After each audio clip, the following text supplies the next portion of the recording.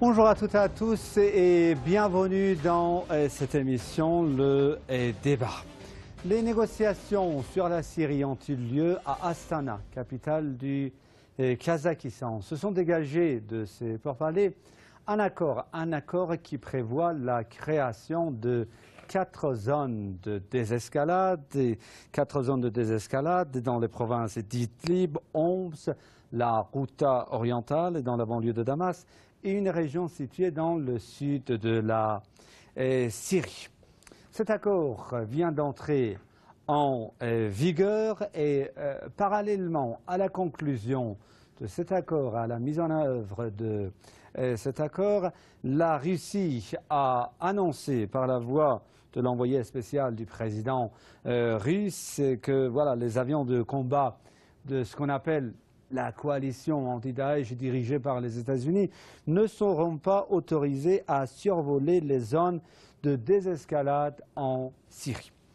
La réaction du côté américain a été immédiate. Le porte-parole du Pentagone a menacé samedi de bombarder n'importe quelle région en Syrie. Ensuite, il y a eu une réaction du côté du Kremlin à cette prise de position des autorités américaines, plus précisément du Pentagone. La Russie ripostera à toute frappe violant l'accord qui prévoit la création de ces zones. Les commandants de l'état-major russe ont annoncé à Sputnik que toute frappe venant de la part des terroristes ou de leur soutien fera au préliminaire l'objet d'une enquête qui déterminera les responsabilités. Il n'est pas impensable que la Russie choisisse l'option militaire pour punir les groupes qui ont violé la trêve et le plan dit zone de désescalade. On va vous en parler dans le cadre de l'émission d'aujourd'hui avec 2 invités de marque. Avant de vous le présenter, avant d'entrer dans le vif du sujet, je vous propose un court reportage sur ce sujet. On reviendra tout de suite après. L'envoyé spécial du président russe pour la Syrie a annoncé que les avions de combat de la coalition internationale ne seront pas autorisés à survoler les zones de désescalade en Syrie. Le chef de la délégation russe pour les pourparlers de paix à Astana, Alexandre Lavrentiev, a déclaré vendredi 5 mai que les avions de combat de la coalition internationale dirigés par les États-Unis ne seront pas autorisés à survoler les zones de désescalade en Syrie. Interviewé par l'agence de presse Interfax, Alexandre Lavrentiev a déclaré que les participants au pourparlers de paix d'Astana avaient convenu d'interdire dès vendredi ces zones aux avions de la coalition. La Jordanie pourrait aussi joindre les observateurs internationaux qui seront chargés de superviser le respect d'une zone de désescalade qui sera créée dans le sud de la Syrie, a souligné l'envoyé spécial de Vladimir Poutine. C'est la première fois que le nom de la Jordanie apparaît dans le discours du représentant de la Russie au pourparlers d'Astana. Des sources militaires syriennes ont confirmé le déploiement des forces américaines, britanniques et jordaniennes sur la frontière sud de la Syrie, où une vaste offensive devrait être lancée contre l'armée syrienne et ses alliés. Merci beaucoup d'être avec nous pour cette émission. Le débat consacré, comme je viens de vous le dire tout à l'heure, à cet accord conclu à Astana, un accord qui prévoit la création de 4 zones de désescalade en Syrie. On va vous en parler avec 2 invités de marque. J'ai le plaisir d'avoir avec moi pour cette émission depuis Bruxelles un spécialiste belge des questions internationales. Il s'agit de M. Luc Michel. Et j'ai le plaisir également d'avoir avec moi pour cette émission depuis Paris un autre spécialiste des questions internationales, M. Elie Hatem. On va commencer notre émission avec M. Luc Michel. Luc Michel, bonjour, merci beaucoup d'avoir accepté notre invitation. Comme première question, quelle évaluation portez-vous sur ce plan russe qui prévoit la création de ces 4 zones de désescalade en Syrie, s'il vous plaît? Oui, bonjour à vous et à vos téléspectateurs. Il faut rappeler une chose pour comprendre ce qui se passe en Syrie. Depuis l'intervention russe il y a ce qui se passe, un grand jeu qui rappelle un peu la rivalité entre Britanniques et Russes au XIXe siècle pour le contrôle de l'Asie centrale. On est donc dans un mouvement où il n'y a pas seulement les rapports diplomatiques, il y a des éléments militaires qui interviennent, il y a surtout autour de ça une intense diplomatie secrète et une diplomatie parallèle, ce qui n'est pas la même chose. On a autour de tout ça, le problème c'est qu'il y a dans les accords d'Astana, selon moi, un partenaire qui n'est pas sincère, c'est la Turquie évidemment. La Turquie, elle est là pour deux raisons fondamentales. Tout d'abord, faire un jeu de chantage vis-à-vis de Bruxelles, mais aussi de Washington, pour mettre en valeur sa participation à l'OTAN, et deuxièmement, pour protéger les groupes terroristes qu'elle parraine, en précisant que ces groupes sont rivaux avec d'autres groupes parrainés par le Qatar et l'Arabie saoudite, comme l'a montré les combats dans la Ghouta des dernières 48 heures où ces groupes se massacrent entre eux. Donc moi je suis très réservé sur tout ce qui se passe à Astana. Il y a quand même quelque chose, c'est la subtilité de la diplomatie russe. Les Russes en fait ont repris un concept qui était un concept américain et turc, celui des zones d'exclusion aérienne, sur le modèle de ce qui s'était fait en Libye en 2011 et qui avait permis de détruire l'armée et puis de chasser du pouvoir Kadhafi avant de l'assassiner. Et ils ont retourné ce concept contre les Américains eux-mêmes. Le problème donc, c'est que dans les trois partenaires chargés de respecter, il y a la Turquie, qui est toujours membre de l'OTAN, et il y a une espèce de relation particulière qui s'est tissée entre la Maison-Blanche et la Turquie. Un envoyé spécial de Trump, qui est le général Vautel, il faut voir qui est ce général, c'est un faucon, et c'est un faucon ultra-sioniste. Ce monsieur fait donc des allers-retours avec la Turquie. En plus, on voit arriver maintenant dans le processus les Jordaniens. Il faut quand même dire quel est le rôle de la Jordanie depuis 4 ans maintenant. C'est la base arrière, notamment du front al-Nosra devenu armée de la reconquête.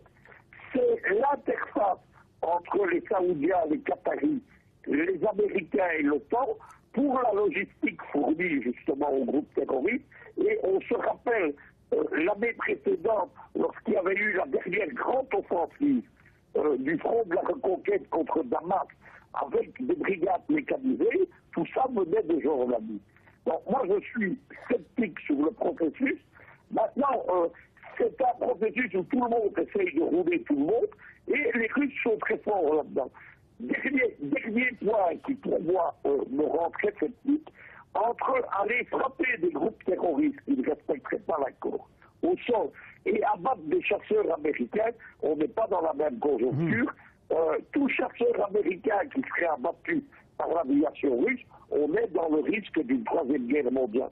Donc moi je pense que ça n'ira pas plus loin que le balai diplomatique. Merci beaucoup. Eliatem venait en fait d'entendre les explications de Luc Michel. En fait, les avions de coalition ne seront pas autorisés à survoler ces 4 zones de désescalade en Syrie. Le Pentagone a menacé samedi, de bombarder n'importe quelle région en Syrie. Comment expliquez-vous cette passe d'armes à laquelle on assiste entre Washington et Moscou? Est-ce qu'il y aura, comme l'a dit Luc Michel, le risque, si vous voulez, d'une troisième guerre mondiale si on continue toujours d'assister à une telle passe d'armes entre Washington et Moscou? Bien, vous savez, donc, premièrement, comme tout le monde le sait, c'est que le président Trump, lors de sa campagne électorale, il a dit qu'il ne faut plus traiter la Russie en tant qu'ennemi, mais plutôt en tant que partenaire. Et d'ailleurs, cela a été en quelque sorte poursuivi après son élection à la magistrature suprême. Ceci dit, pour ce qui est du Proche et du Moyen-Orient, il y a effectivement un désaccord entre les deux puissances. Ce désaccord vient surtout du fait que la politique étrangère américaine est toujours tenue et toujours téléguidée, je dirais, par certains lobbies, en particulier le lobby sioniste, c'est-à-dire l'AIPAC et ce lobby très dur qui est pro-Netanyahou.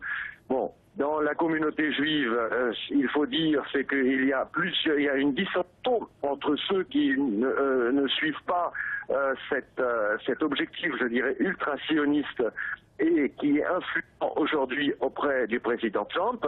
Il y a un autre groupe qui est celui qui s'était autour du président Obama et qui était pour un compromis pour arriver véritablement à une paix et qui d'ailleurs était derrière ces négociations avec l'Iran sur le nucléaire. Malheureusement, le président Trump aujourd'hui, en ce qui concerne le Moyen-Orient, est sous influence de ce groupe qui est très radical, très ultra, je dirais, sioniste, qui est proche de Netanyahou et qui a pour objectif de, je dirais, détruire, de déstabiliser totalement la Syrie, comme c'était le cas pour les autres pays. Ce qui n'est pas du tout le même objectif des Russes. Donc, ce dossier-là, en particulier, le dossier syrien, le dossier du Proche-Orient, où on voit une dissension entre les deux parties et une contradiction totale dans la diplomatie américaine, surtout que la diplomatie prônée par le candidat Trump, c'était une diplomatie fondée sur le non-interventionnisme. Mais nous le voyons qu'au Moyen-Orient, effectivement, il y a un retour, je dirais, à un interventionnisme assez accru. En particulier, nous avons vu cela quand il y a eu ce bombardement de l'aéroport de Damas.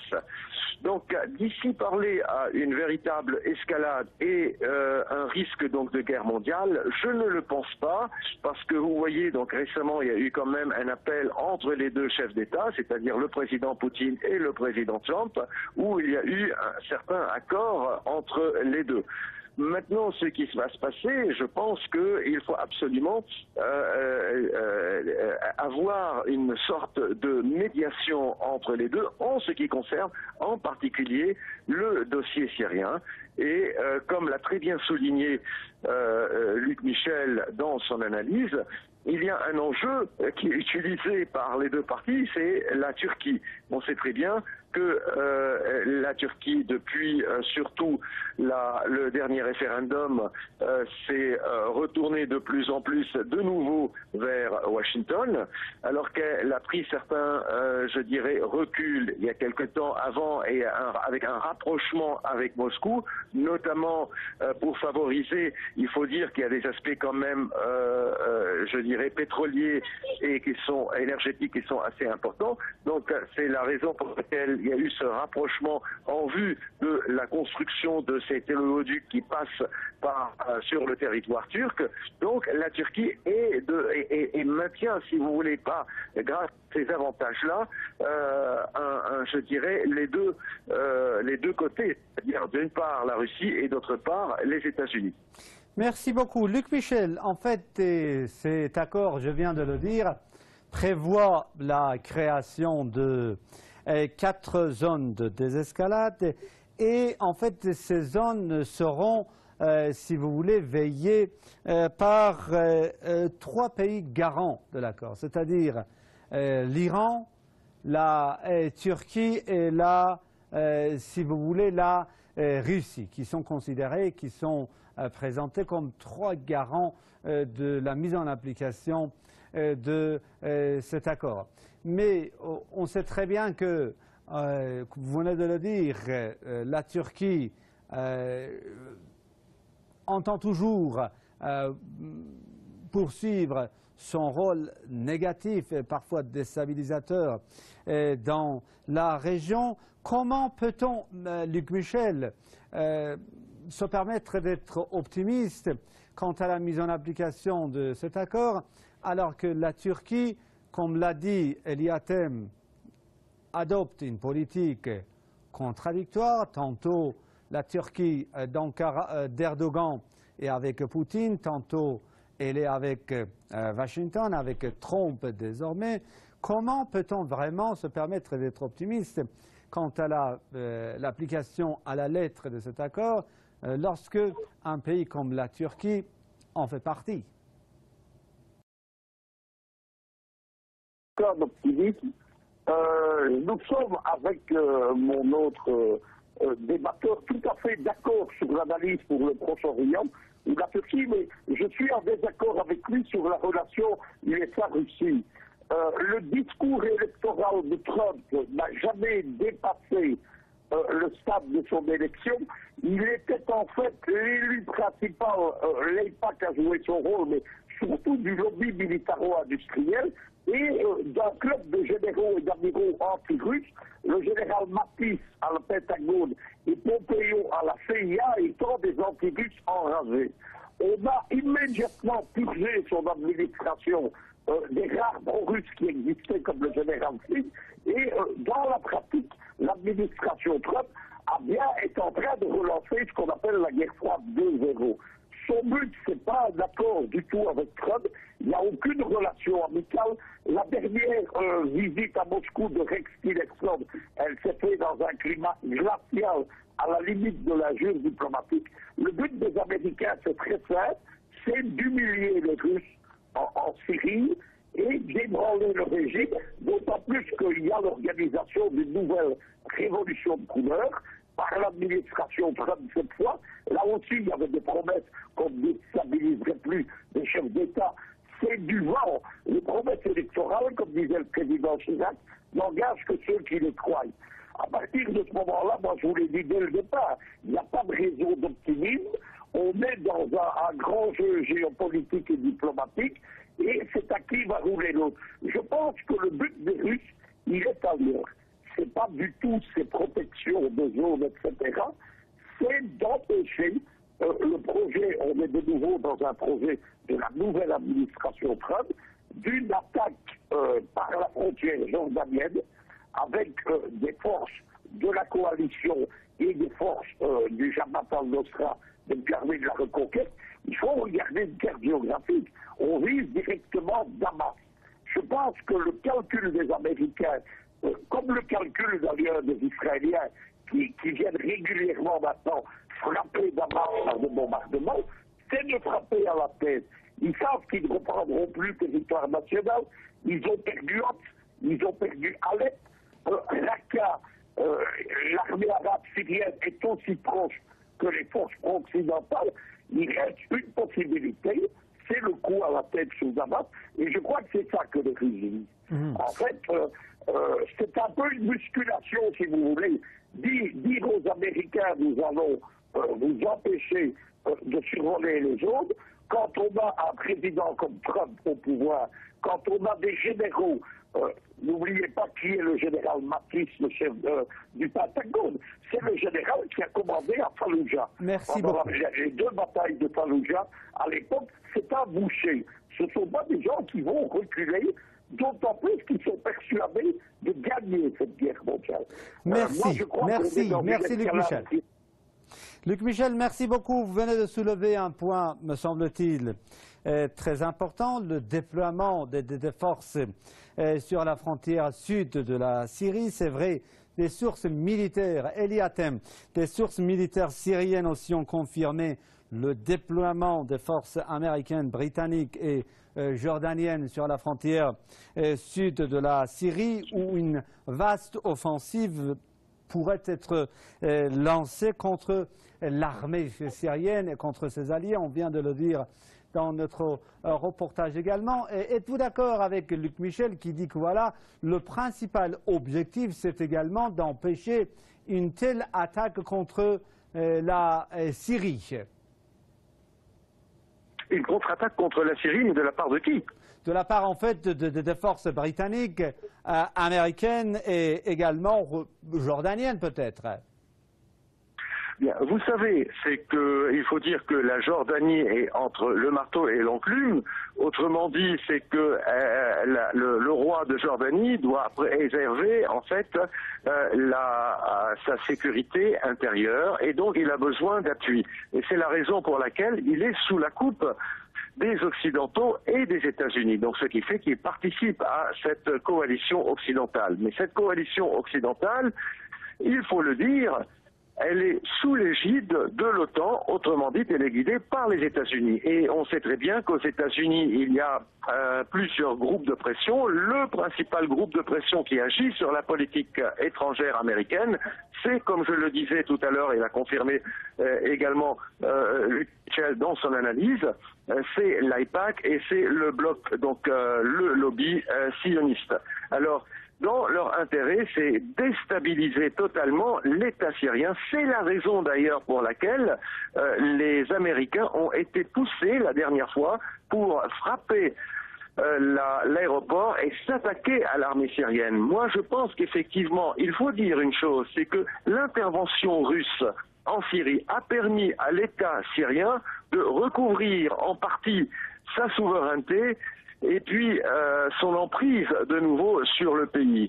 Ce qui va à l'encontre de ceux qui veulent créer une déstabilisation générale, un chaos total dans la région du Proche et du Moyen-Orient. Il faut dire que ce sont ces mêmes forces qui ont encouragé la création des groupes de mercenaires et ces groupes terroristes tels que Front al-Nosra, donc qui n'est autre que la branche Al-Qaïda en Syrie, ou bien Daesh. Et d'ailleurs, c'est le candidat Trump qui lui-même a reconnu que c'est l'administration Obama, qui a créé Daesh.